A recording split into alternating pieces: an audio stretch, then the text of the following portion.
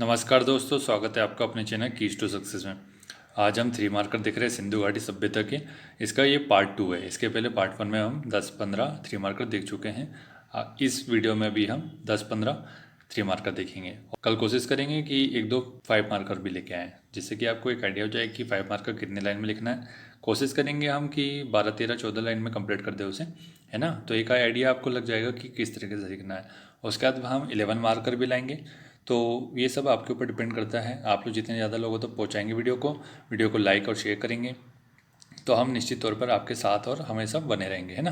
तो चलिए आज का वीडियो शुरू करते हैं। और वीडियो शुरू करने से पहले बता दूं कि हिस्ट्री के जो 3 मार्कर है वो तो आप सभी को पता है कि एमपीपीएससी हो, यूपीपीएससी हो, यूपीएससी, सीजीपीएससी, राजस्थान का हो, बिहार, जितने भी पीएससी होते हैं सभी जगह 3 मार्कर पूछे जाते हैं। तो ये सिर्फ एमपीपीएससी के लिए नहीं, सभी पीएससी के लिए और यूपीएससी के लिए इंपॉर्टेंट है। तो चलिए आज का वीडियो देख लेते हैं। तो आज का पहला 3 मार्कर देखते हैं, क्या है पशुपति शिव। तो इसके बारे में 3-4 पॉइंट कौन कौन से हो सकते हैं वो देख लेते हैं। तो पहला पॉइंट में लिख सकते हैं आपकी मोहनजोदड़ो से प्राप्त मोहर या मूर्ति थी ये, ठीक है, क्योंकि मोहर के ऊपर भी इनका चित्र अंकित था और मूर्ति भी मिली वहाँ से। इसके बाद क्या है, जॉन मार्शल द्वारा नाम दिया गया था पशुपति शिव। तो किसके द्वारा नाम दिया गया था, विशेष करके आप नाम डाल सकते हैं इनका। इसका थर्ड पॉइंट देखते हैं, मुहर पर अंकित शिव भगवान जो है वो तीपाई पर बैठे हुए हैं। तीपाई पे कैसे बैठे हुए, तीपाई पे बैठे हुए विराजमान है, जिसमें कि क्या है, एक पैर उनका ज़मीन पर है और एक पैर आप उनके घुटने के ऊपर है, जिस तरीके से वो बैठते हैं, ठीक है। नेक्स्ट देखते हैं, इसके बाद क्या है, 3 सिर दोनों और पशु और छाती पर त्रिशूल, ये सभी उनके मोहर पर ये सब मिलता है, ठीक है। तो 3 सिर दिखाया गया है, दोनों और पशु है उनके बाएं तरफ और दाएं तरफ, और छाती पर त्रिशूल के दर्शन मिलते हैं। इसके बाद क्या है, सभी पशुओं और वनस्पतियों के स्वामी माने जाते हैं, ठीक है। नेक्स्ट है, इसका देखते हैं कनिंघम के बारे में। तो कनिंघम कितना इंपॉर्टेंट है आप सभी को पता होगा, तो इसके बारे में देख लेते हैं। भारतीय पुरातत्व विभाग के जनक माने जाते हैं, ठीक है।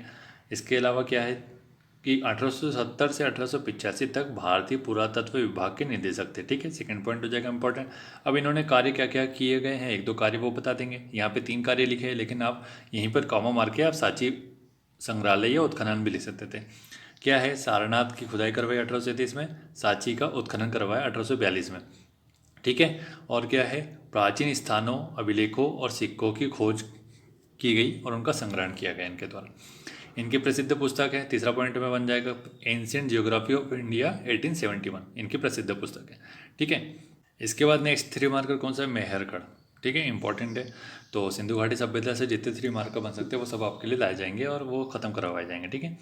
इसका देखते हैं मेहरगढ़ में क्या है, तो नवपाषाणकालीन स्थल है, पहले पॉइंट में ये बता सकते हैं। दूसरे पॉइंट में उसकी अवस्थिति बता सकते हैं कि वो कहाँ है, बलूचिस्तान, जो कि आधुनिक पाकिस्तान का पश्चिमी हिस्सा है, ठीक है। बोलन नदी घाटी के किनारे स्थित है ये।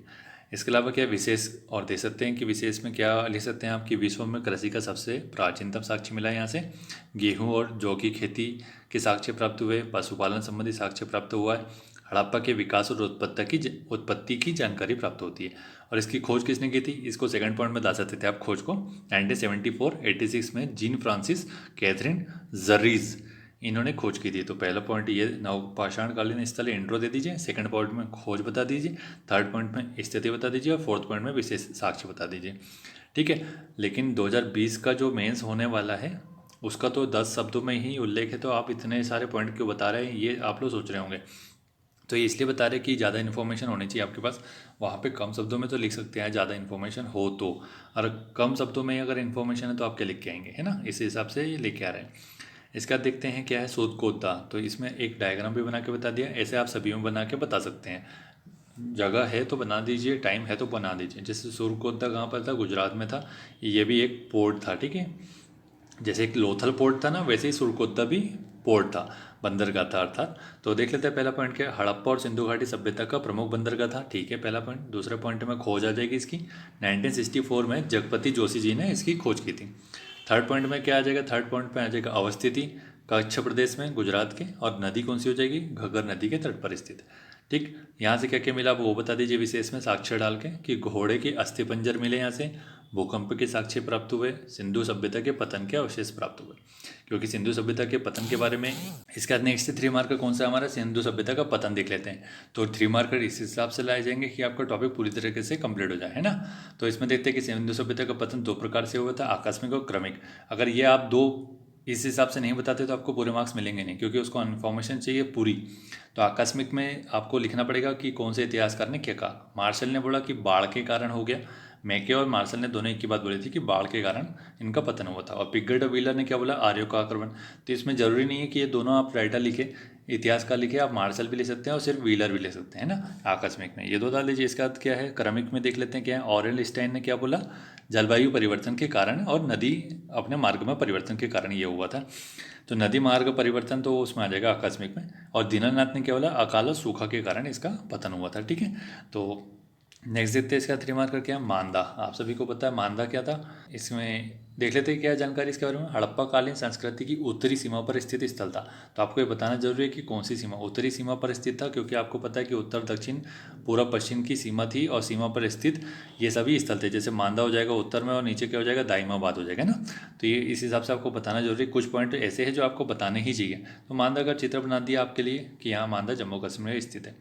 अवस्थिति यहाँ देख लेते हैं, जम्मू कश्मीर में चिनाब नदी के किनारे। ठीक है, खोज देख लेते हैं किसने की थी, जेपी जोशी ने 1976-77 में। साक्ष्य दिखते हैं यहाँ से क्या क्या मिले, टेराकोटा की चूड़ियाँ मिली हैं और उलझे हुए तीर मिले। उलझे हुए तीर मतलब एक में ऐसे ऐसे मिले हुए तीर मिले। ठीक है, संभवतः वो युद्ध के दौरान कई लोग मारे गए होंगे तो उसमें तीर वहाँ पे उलझे हुए मिले, है ना। तो इसका देखते हैं नेक्स्ट पॉइंट क्या है, आलमगीरपुर। पहला पॉइंट देखते हैं, हड़प्पा कालीन संस्कृति की पूर्वी सीमा पर स्थित स्थल था। कौन सी सीमा पर, ये बताना जरूरी है, पूर्वी सीमा पर, है ना। आलमगीरपुर पूर्व में हो जाएगा और पश्चिम में क्या हो जाएगा, सूतकांगेडोर, है ना। तो नेक्स्ट पॉइंट देखते हैं, अवस्थिति की उत्तर प्रदेश के मेरठ जिले में हिंडन नदी के तट पर। ये चित्र बना के बता दिया आपको, आलमगीरपुर। यहाँ वहाँ पर भी एग्जाम में आप ऐसा छोटा सा जहाँ पर जगह बच रही है वहाँ पे ऐसा बना सकते हैं, तो उसे ज़्यादा नंबर देने में प्रॉब्लम नहीं होगी, 3 नंबर दे देगा वो। खोज के बाद देखते हैं, खोज 1958 में की थी किसने, यज्ञदत्त शर्मा ने। साक्ष्य दिखते क्या क्या मिले, सिंधु सभ्यता के पतन के साक्ष्य मिले, सबसे इंपॉर्टेंट पॉइंट। सेकंड पॉइंट है कि मन के मिले यहाँ से, मिट्टी के बर्तनों की कार्यशाला मिली है यहाँ से। कार्यशाला मतलब फैक्ट्री टाइप से मान लीजिए। ठीक, इसके बाद का कौन सा नेक्स्ट पॉइंट है, इसके बाद सूतकांगेडोर। तो आपको पूरी सीमा करवा दी गई, मांदा करा दिया, दायमाबाद करा दिया, है ना, और क्या, सूतकांगेडोर और आलमगीरपुर करा दिया गया। तो चारों सीमा पर स्थित जो अंतिम स्थल थे वो बता दिए गए आपको। इसको देख लेते हैं कैसे क्या क्या पॉइंट बन सकते हैं इसमें। हड़प्पा संस्कृति का सबसे पश्चिमी सीमा पर स्थित था, ठीक है, तो उसको ऐसे भी ले सकते हैं हम। इसके बाद क्या है, अवस्थिति देखते हैं, बलूचिस्तान में थी, आधुनिक पाकिस्तान का हिस्सा है पश्चिमी, दास्क नदी पर स्थित है। ठीक है, खोज की बात कर लेते हैं, तो 1927 में किसने खोज की थी, ऑरेल स्टाइन ने। ठीक, साक्ष्य देख लेते हैं कि साक्ष्य कौन कौन से मिले यहाँ से। तांबे की गुलाड़ी मिली है, मिट्टी की चूड़ियाँ व बर्तन मिले हैं। विशेष में एक पॉइंट अगर आप डालना चाहते हो तो डाल सकते हैं, नहीं तो नहीं डालिएगा। वहाँ इम्पॉर्टेंट, ये मोस्ट इंपॉर्टेंट है कि वहाँ पे कितनी लाइन दी जा रही है आपको लिखने के लिए, इसलिए तो जानकारी आपको ज़्यादा दी जा रही है। ज़्यादा जानकारी रहेगी तो कम जानकारी वहाँ जाकर के लिख सकते हैं, इतना कोई प्रॉब्लम नहीं है उसमें। हड़प्पा बेबीलोन के मध्य निर्यात का प्रमुख केंद्र था ये सूतकांगेडोर, जो कि अरब सागर के तट पर स्थित था। ठीक है, तो ये सूतकांगेडोर की स्थिति देख लेते हैं, यहाँ पर है ना। यहाँ पर ये गुजरात की सीमा हो जाएगी, ये पाकिस्तान की सीमा, और ये एकदम दक्षिण में हो जाएगा, है ना। तो वहाँ अरब सागर के तट पर स्थित है, यह मान के चलिए आप। नेक्स्ट देखते हैं, अब प्रथम नगरीकरण के बाद में बहुत ज़्यादा डाटा हो गया थोड़ा सा, क्योंकि इसलिए दिया गया क्योंकि जानकारी पूरी होनी चाहिए। ठीक है, तो पहला देख लेते हैं क्या हो जाएगा पॉइंट इसका। हड़प्पा और सिंधु घाटी सभ्यता को उसके विशाल एवं विकसित सुनियोजित नगर के कारण प्रथम नगरीकरण की उपाधि दी गई, इस टाइप का एक पॉइंट बना सकते हैं। दूसरा पॉइंट में देख सकते हैं कि 1921 में दयाराम साहनी ने इसकी खोज की थी। हड़प्पा सभ्यता की सबसे पहले खोज तो 1921 में ही हुई है ना।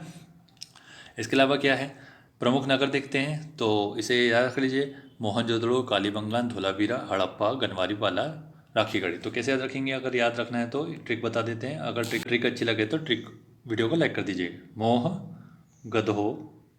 गधो का राखा, ठीक है, ये ट्रिक हो जाएगी इसकी।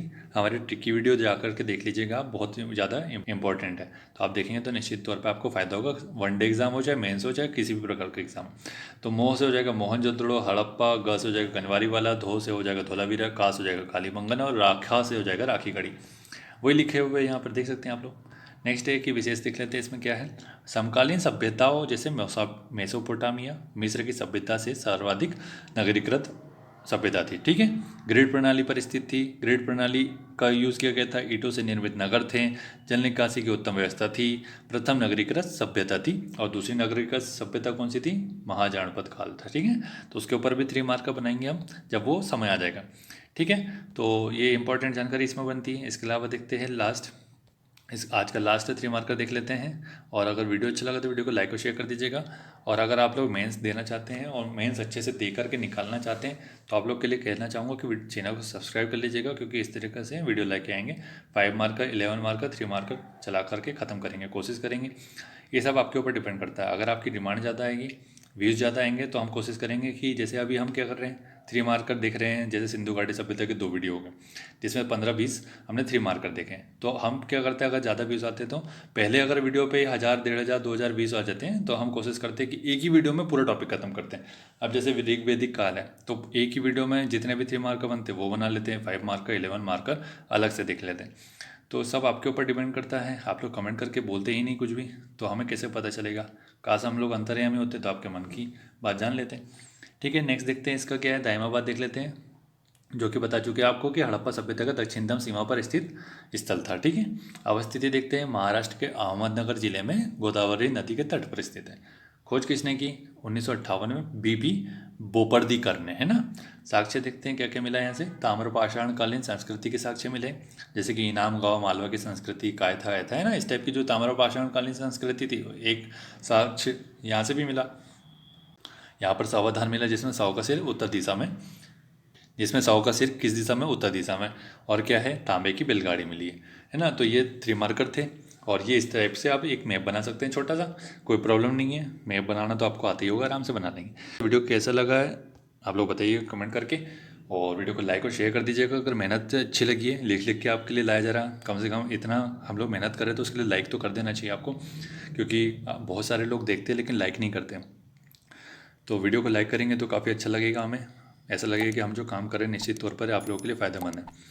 तो वीडियो को लाइक और शेयर करें और चैनल को सब्सक्राइब कर लीजिए, जिससे कि आपको पल पल पर नोटिफिकेशन मिल पाए। Thank you so much for watching.